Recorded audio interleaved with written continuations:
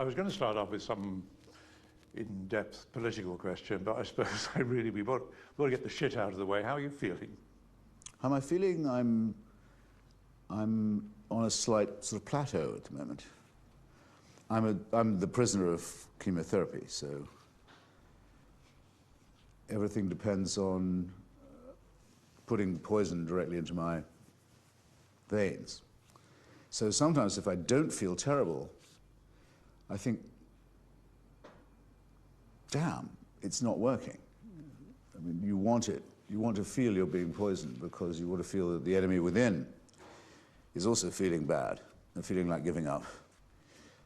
So today I feel reasonably fit and secretly worried that I would be better off feeling much worse. Is it directly related to mood? I mean, you actually feel physically ill and then your mood shifts with it, or? Well, you feel very tired, physically, a lot of the time, and then often very demoralizingly visited by nausea. Even when you haven't eaten anything for a long time, you think, why am I still puking? Sorry for the expression. And that's very upsetting and also very exhausting, but copable with. The worst days are the ones where you have what is informally known around the clinic as chemo brain, which is fog in the head. You don't feel up to doing much. I can read still when I've got that, but even writing a small thing is quite difficult. Those are the worst moments, because you're afraid of becoming boring to yourself and others. And in my case, because writing is, I would like to say grandly, not just what I do, but it's more like what I am. If I felt I couldn't write, it would undermine, I suppose, my will to live. Or at least it would make me wonder what the point was. So chemo brain is the worst. Do you ever have the feeling, I've got to settle some scores? Oh, sure. You're racing to settle scores? Not racing, because I'd like to think I was always in a hurry. I always had a sense of urgency about doing that. No, I'll give you a morbid view of it if you like. I mean, I hate the idea that somebody like Henry Kissinger, who is what, well into his 80s now, or Pope Benedict, likewise, would live long enough to read my obituary, when I had fully intended to be writing theirs.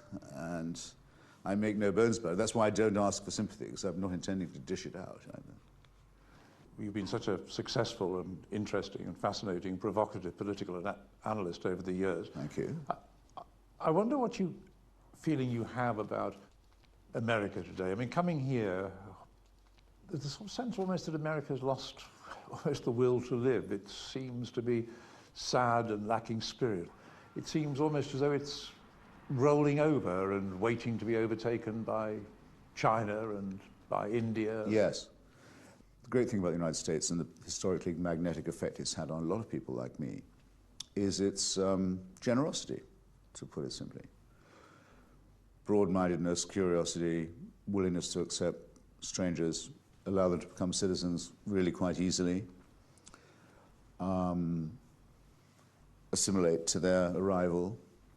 There's a tremendously cramped feeling now, mean-spirited feeling, that was very much to be detected in the last election cycle.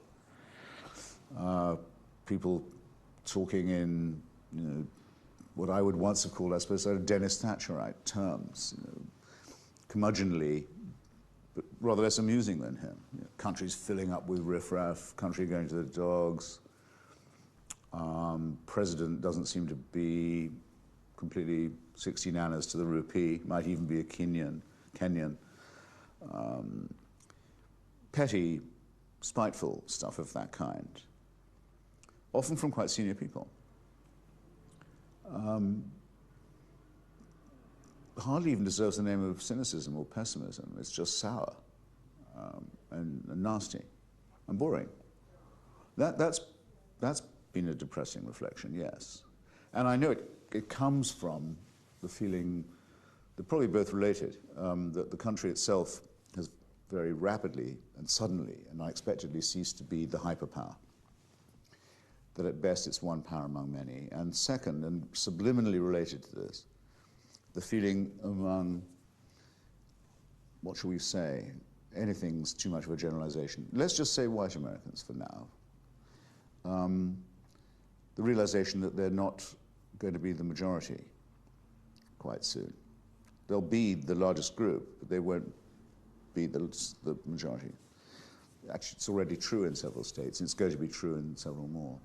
And no one quite knowing how to react to that. And all these things are going to need very careful handling and require a lot of thought and reflection. And all I know for now is that there are several tones of voice in which not to talk about it, how not to address it. And one is by saying, you know, the president is a secret Muslim, for example. Really unworthy stuff of that kind. Because I remember you give it's a very moving and a very affecting and contagious account of why it was that you decided to move to America, and so many of the attributes of America which affected you, which led to your move, almost the ones I'm talking about now as perhaps disappearing. Let's talk a little tiny bit about, I think we're back to 1981, aren't we? And Mrs. Thatcher and all the various little elements which led you to decide that America was where you wanted to be. I didn't decide actually to emigrate to the United States till 1981. I remember buying a one-way ticket and leaving Heathrow that way and deciding that I'd become an immigrant and or, well, simultaneously immigrant. But long before that, I'd felt the gravitational pull of the American planet and came in the late 60s, early 70s.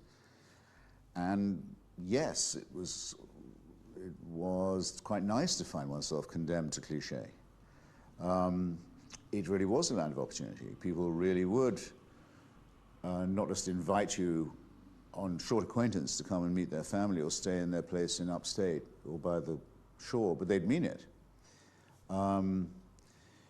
If you went to a bar, you didn't have to buy matches, a particularly mean feature of pub life in Britain. You want matches? Yeah, it'd be 5p or something. No, we haven't got any ice. Here, you have to ask them not to put so much ice in. And they wouldn't pour drinks through some wretched little optic. The barman would do his pouring for you. Whole different attitude. And so much of it, and so much room, and so much humor. Yeah, everyone's said it in their different way. I said it in mine. But these are, I mean, the ice in the drinks. I mean, of course, the skyline of Manhattan. I'm just quoting from your book. And the music as well. The music was important. Certainly. In particular, for some reason, music about air travel. Get me a ticket for an airplane.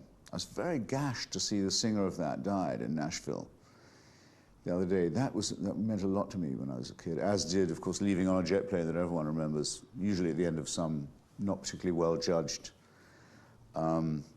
relationship. But very important was the idea in America you could just go to the airport, get on a plane. I mean, in England, the idea of making a plane journey in those days was an undertaking, a privilege, and so forth. People flew. Freedom to fly.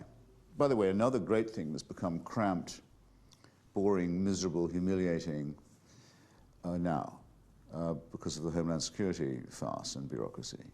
Flying isn't a pleasure anymore. You don't feel free to fly at all. But all those cultural elements, you also, I mean, they're lined up against almost an ideological background which saw America as an aggressor, as an example of almost the worst excesses of capitalism. Yes. I mean, there must have been an ideological shift which enabled you to come to America, apart from all those cultural particulars which you cite. Well, no, the ideological irony, as I would rather say, it didn't involve a shift. It was more, to phrase it like this, which I think I do in the book, which was that the first president I remember was President Kennedy, and I hadn't been as impressed with him as most people were, and couldn't forgive him for thinking that it was worth killing everyone in the world for a squabble over Cuba. Still don't. once was briefly famous for saying that, like everyone else in my generation, I could remember exactly where I was standing and what I was thinking on the day that President Kennedy nearly killed me, which was the missiles of October '62. Still don't take part in the kitsch generational sense of tragedy about his departure. I think the Kennedy family generally overrated. But anyway, that gives way to me, in memory still, extraordinarily brutish looking and sounding face and voice of Lyndon Johnson and his imposing, tyrannical manner, in particular as that involved him trying to bully the Vietnamese by means of chemical weapons. Bullying is understating it. Chemical weaponry and heavy machinery into bending to his will. All of this, and the long denial to a huge proportion of the American population of the right to be considered human, really, and a terrible convulsion in the political sphere involving other assassinations, other dramas, that all this could be happening when I got here, at the same time as a major unjust war overseas, major domestic revolution within the borders. What was going on? Huge discussion on whether women should have the same civil rights or should be considered part of the same civil rights movement. Early suggestions that people of different sexual orientations might have rights too. Amazing discussions everywhere you went about every sort of psychosexual, socioeconomic, ethnic form of, people would say then, liberation was the key word then. Emancipation would be fine by me. Extraordinary that the country could manage to do all this at the same time. It was. And publish it all, and put it all in amazing movies like Easy Rider, or Bonnie and Clyde, and in imperishable rock moments and the songs of Bob Dylan. I thought, no, I could live here. I mean, my God, this is very serious. And also you had literary exemplars, didn't you? I mean, Yes. you record thinking about, well, Wilde, Auden, others who'd come here. And in the view which a lot of my sort of literary type friends would have taken when I was at Oxford in the late 60s, that America is sort of vulgar, crass, commercial, and so on, which no one would say it wasn't. But Oscar Wilde, most of all, wanted to come here and began to flourish perhaps even more in Europe once he had. Evelyn Waugh did some of his best work here. P.G. Wodehouse decided, having moved here, he'd never even visit England again. George Orwell, who was very suspicious of the American empire in the last few years of his life, replacing the British one, still most of all wanted to come to the United States and corresponded mainly with intellectuals around Partisan Review and magazines of that kind who would give him a home when he couldn't get one so easily in England. So all this was amazing. It was, again, I'd stress, welcoming, generous, open-minded, broad-minded, curious. I remember, I think it's in my book, a wonderful, beautiful female publisher taking me for a drink. I'd written practically nothing then, suggesting I might like to write a book for an American publishing house that you'd have heard of in some Sky Bar in Manhattan. This was already good enough. I was 20. But her very solemnly suddenly saying to me, of course, the great advantage of you guys is that you have irony, which we don't. And I thought, well, I can't say nothing to that. But the best I'm going to be able to say is, well, apparently not. and instantly regretting saying so. And her looking just a little bit bewildered. I thought, I must be careful not to do that again. You remind me of what you also say. It's about, and you use the word, girls, women in America being forward. Well, yes. I mean, this I'd actually discovered in London for myself, that there was something different about American womanhood. Martin Amis in The Pregnant Widow most recently has sort of speculated that the real sexy ability of a woman can be defined as how much she can think like a man. Not in all things, but in the sexual relation. She can kind of picture what a man might be thinking. Very important. it seems to me American women were kind of born with that. And so had ideas of their own and would even make suggestions. You see me now, the slightly faded figure of a formerly magnificent mammal primate. But I used to have a really English reticence in that respect. I would always hope someone else would make the first move. I'd like to, or if I was going to make it, that somehow it had been cleared in advance. In a wonderful unspoken way, American women seem to sort of allow you to skip that stage. but the word English rose still makes me contract and retract as well, I have to say. It still does. On going back to the politics of it, because, I mean, you were in the International Socialists for a long time. We should explain this is a sort of left-wing sect group, which, well, I mean, I'd probably allow you to characterize it, which, as it were... happily do it. It was the word for it, rather understated, was not group or even groupuscule, let alone party, but a tendency. In other words, it was a thread in the argument over the future of Marxism and of a theory for the working class. And it came out of the left opposition. It's vulgarly called Trotskyist. I don't mind. It's a good enough shorthand for it. Which, in other words, from the only political tradition in Europe in the 20th century that had managed to oppose Stalinism, fascism and imperialism at the same time, and deserves some credit for that, and is associated with some heroic figures. Reading what you have to say about it, you're relatively kind and sympathetic towards it, because I've also spoken to your brother about it. Yeah. Compared to him, I mean, he now sweeps it aside as almost an absurd youthful indulgence, but you treat it quite sympathetically insofar as some of the figures who are associated with it were figures you perhaps have gone on admiring, or you admired, if you like, the almost openness of it compared to some of the other left-wing sects, groupuscules, tendencies. Indeed.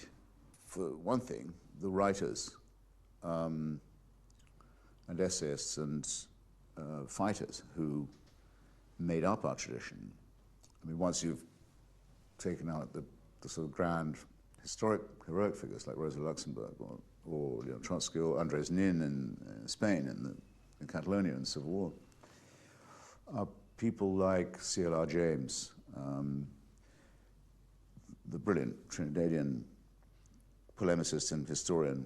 His book Black Jacobins is the really authentic history of the Haitian Revolution and the historic importance of that. Also a great writer about cricket, by the way. All these comrades tended to be polymaths. Victor Serge, whose Memoirs of a Revolutionary anticipate Solzhenitsyn in what they say about the Gulag, may have been, probably was the man who first used the word totalitarian to describe the new symbiosis of Stalinism with more traditional forms of oppression. Yes, I mean, that was one of the... People like that. Yeah. That's who you were encouraged to read. This is still a sort of half-buried but still alive tradition, both in literature and in politics and in the history of ideology, and I think it's an honourable one, shouldn't be obliterated. And then its best-known figure, exemplar, in our culture is probably George Orwell, I mean, who at the time regarded those people as comrades, in some cases had friendships with them. One could add Dwight MacDonald, Arthur Koestler, a few others. This is a kind of red thread through the history of the 20th century that most people who brought up to think in Cold War terms either don't or can't understand. It was an anti-totalitarian thread, wasn't it? Yes. I mean, because what IS did was to criticize the Soviet Union at a time when other people were making excuses for it, or suggesting it was going through a rather nasty phase, but eventually socialism would be realized. That's right. No, we thought the Soviet Union was beyond reform, and not only that, but we were fairly sure it couldn't last. I mean, if there was ever a conflict between the forces and relations of production, to borrow a Marxist expression, it was there. I mean, the bureaucracy couldn't allow people to think for themselves or to innovate in production because, or distribution or exchange, because anything like that, any sign of initiative, could be the death of the regime.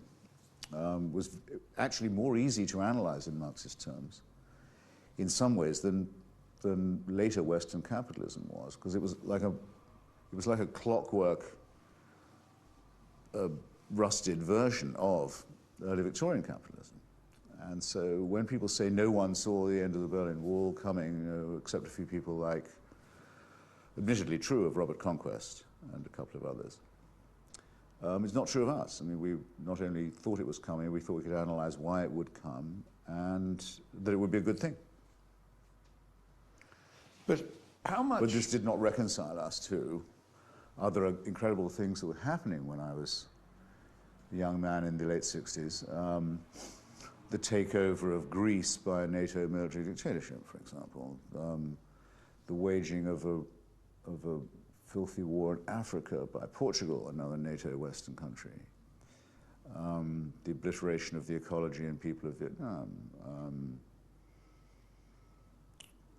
The persistent alliance with a form of slavery in South Africa, run by the Dutch Reformed Church ideology of Calvinism.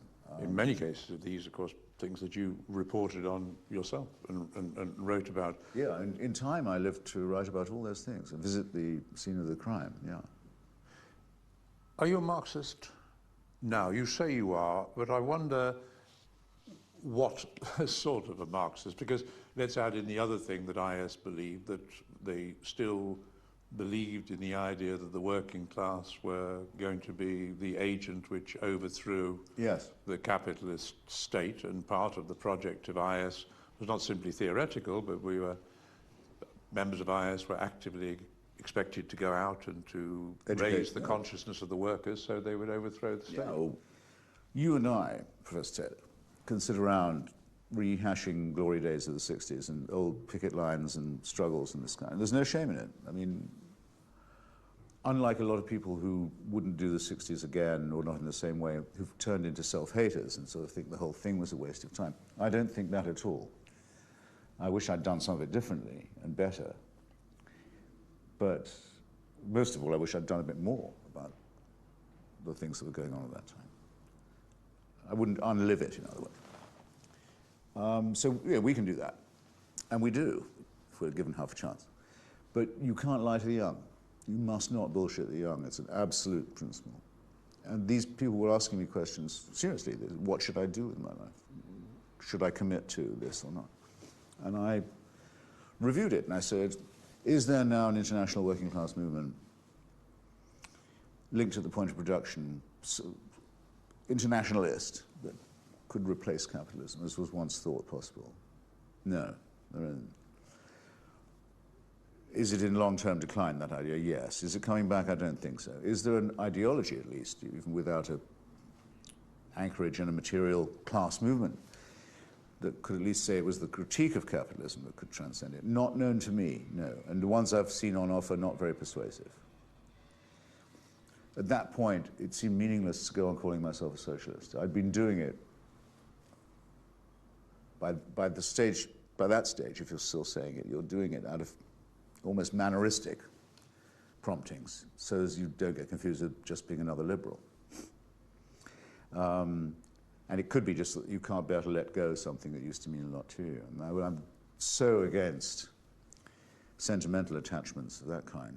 But liberal has become a cleaner, nicer word for you now. Not to me. Hasn't it? Because you're one or two references. I mean, I still find the word liberal very smug and disappointing. And I think I quote the late Conor Cruise O'Brien, who had a lot of arguments saying liberalism makes the rich world yawn and the poor world sick. That wouldn't be a complete description of it now, but I can remember how true that was at a certain point. But thinking like a Marxist, in other words,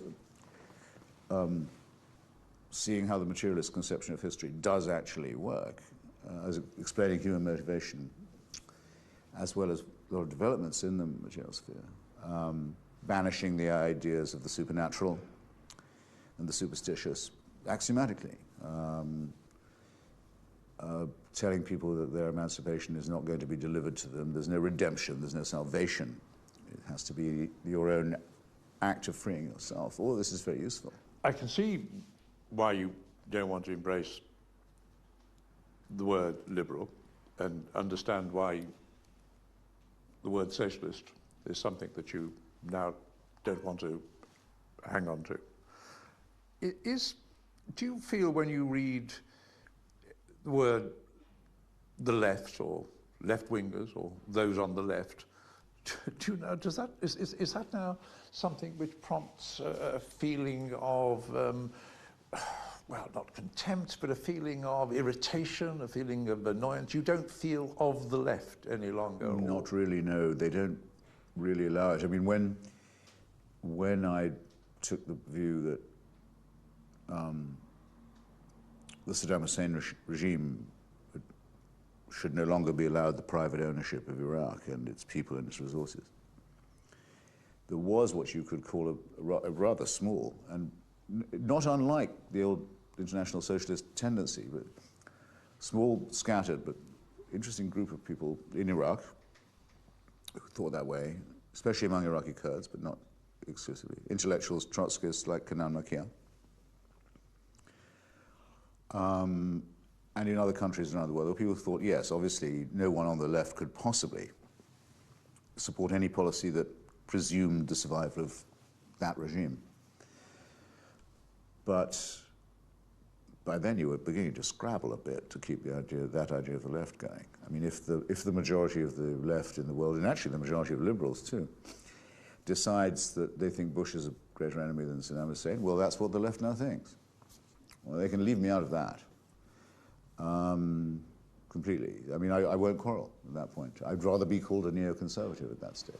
Let's deal for a moment, forgive me for being crass, but yeah, people who have tried to explain your arguments about Iraq have said, you've been divorced from your roots, you've fallen in with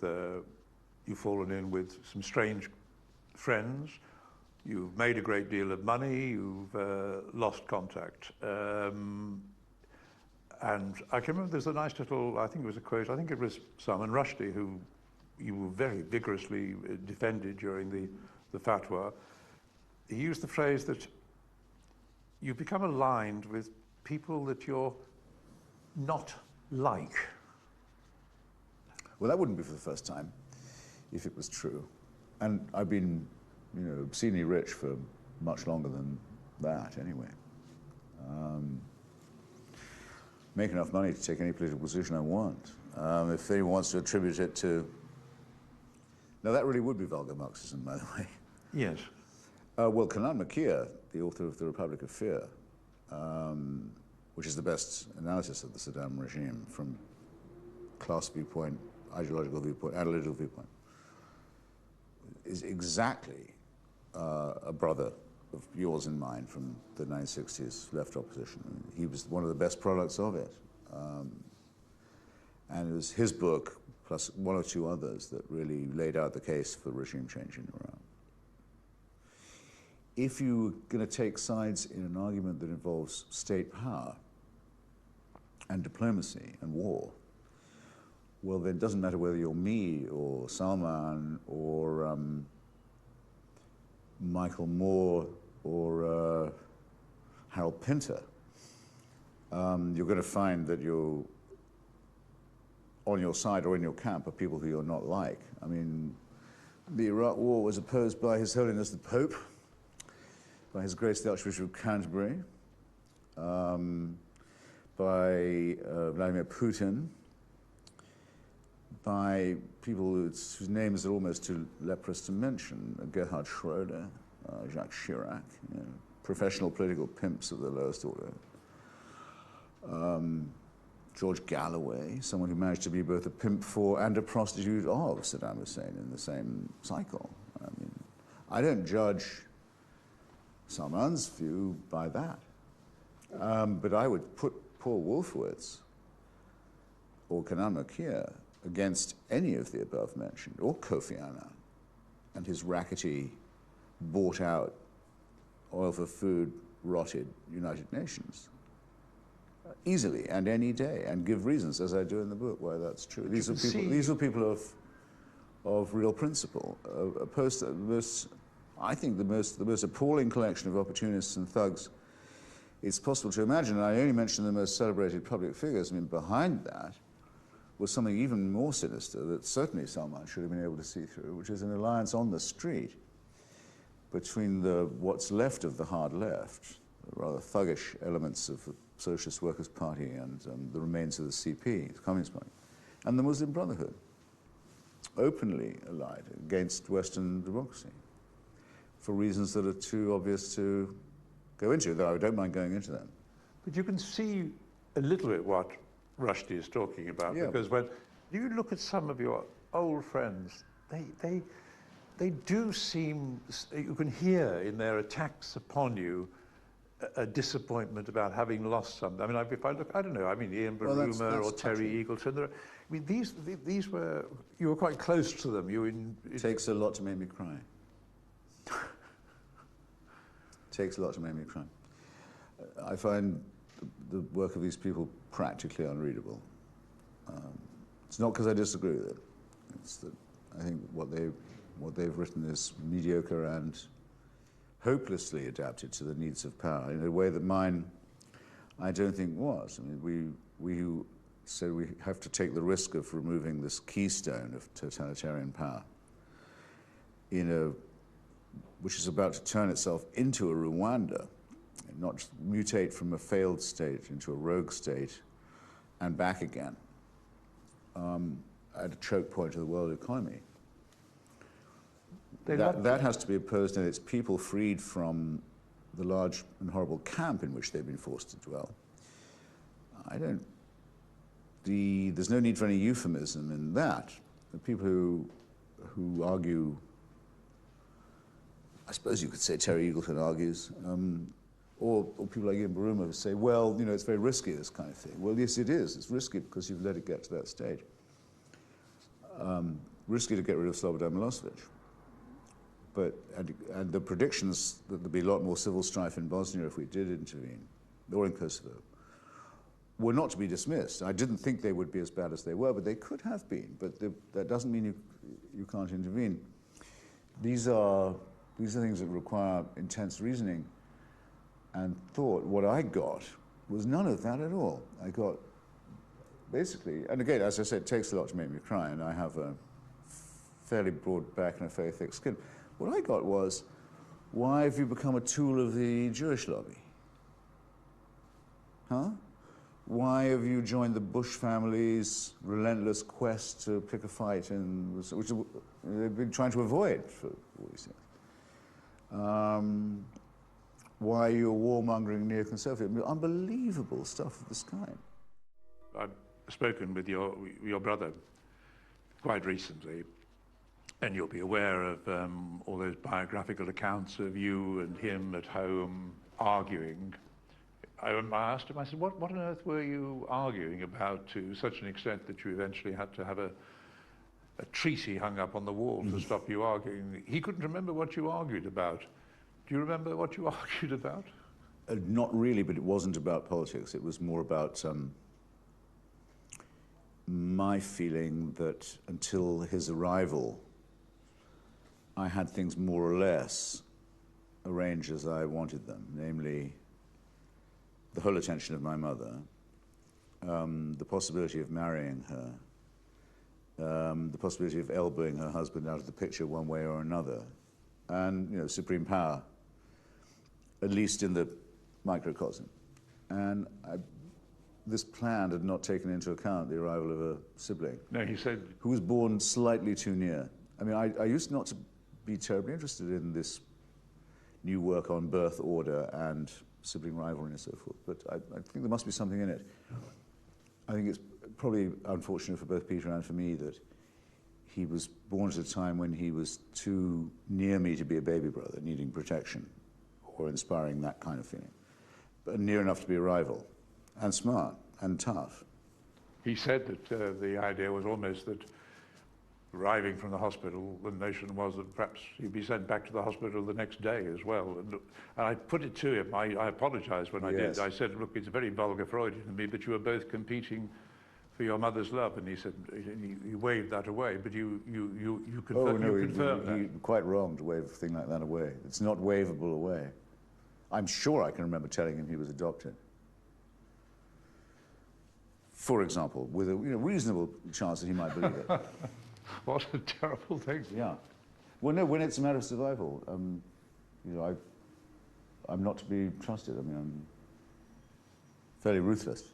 Because speaking to him, there was very little about his mother, but in your book, I think it would be fair to say that she is the only woman in the book who is presented as a whole human being. Other women in your life are skipped over. Yeah, well, I feel that anyone who's going to do a memoir probably has to give an account of both parents, because it may tell more about you than you intend to, but you've got to do your best to show roughly what your provenance is in that way. And then perhaps you're right in saying there should be at least one fully rounded profile of a female, because I'm not going to try and do all the others in that. I don't make it sound as if it's too much of an embarrass de richesse, but you can't do it every time, and if you can't do it fairly, then you better not do it at all. So that's why I begin the book by saying, on this, you'll have to ask them or someone else. The book isn't about that. If you can't do it properly and try and be fair to all sides, you better just make a self-denying ordinance, which I do. But with male friends... I didn't mention my children either. That was partly, I think, whether they asked me not to or not, I could feel that they'd just as soon be left out. But male friends... Male friends is absolutely different. Why is it different? Especially when you're trying to test the proposition, which I do in my chapter on Martin Amis. Is it possible to have a heterosexual relationship with a man? And my answer is, not in so many words, but the answer is, well, pretty nearly, yeah. It was as near as I could come. And so I was very stirred when I saw him being interviewed not very long ago, this year, since the book came out anyway, by Charlie Rose on PBS, and asked about me and our long attachment. And he said, well, what now when he looked back on it, it struck him as being an unconsummated gay marriage. Now, if you have any idea of Martin's contribution to the world of the heterosexual and relative abstinence, shall we say, from the world of the gay, I mean, that's as nice a compliment as one's likely to get from a chap with whom one hasn't actually got physical. So I think that's worth relating. But I don't... Whereas if I tell some story about it didn't really work out with Juliet or so forth, I really would feel I was wasting my time and other people's and possibly hers.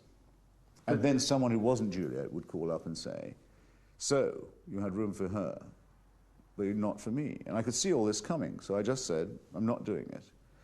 The book's already nearly half as much again in length as the publishers asked for. And I haven't yet finished the stuff about Chile, Poland, Cuba, and Kashmir. But a woman who read it... Look, the book is about the struggle of ideas as refracted through some, but not all, personal relationships. But it's about the struggle for clarity in the ideological world.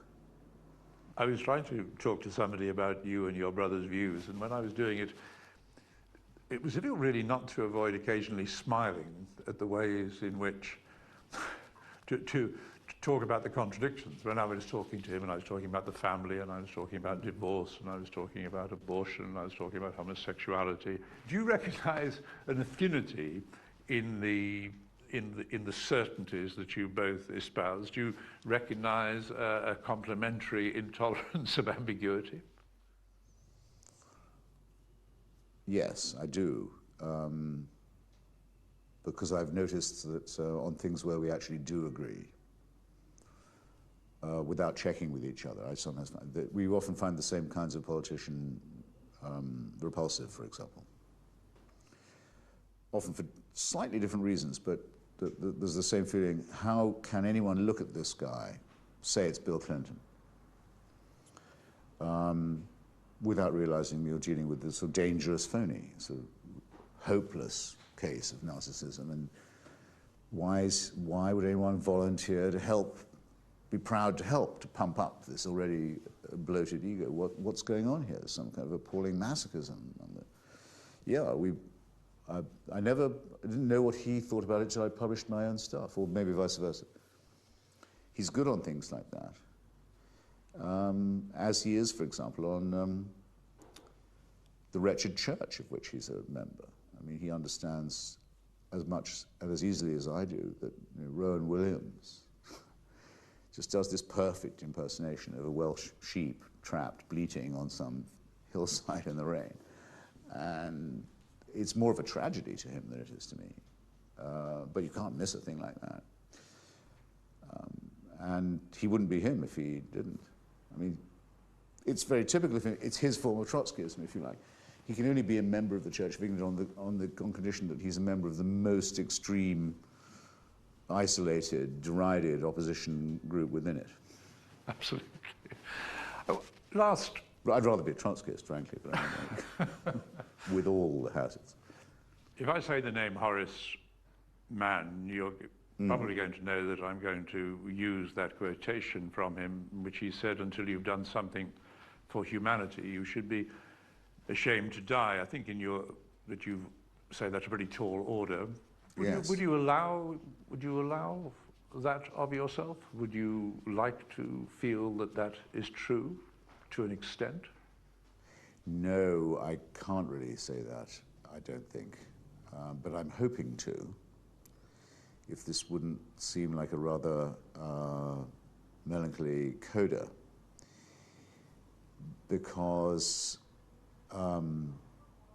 as you know, I have a malignancy in my chest. Quite a lot of it now, of my chest.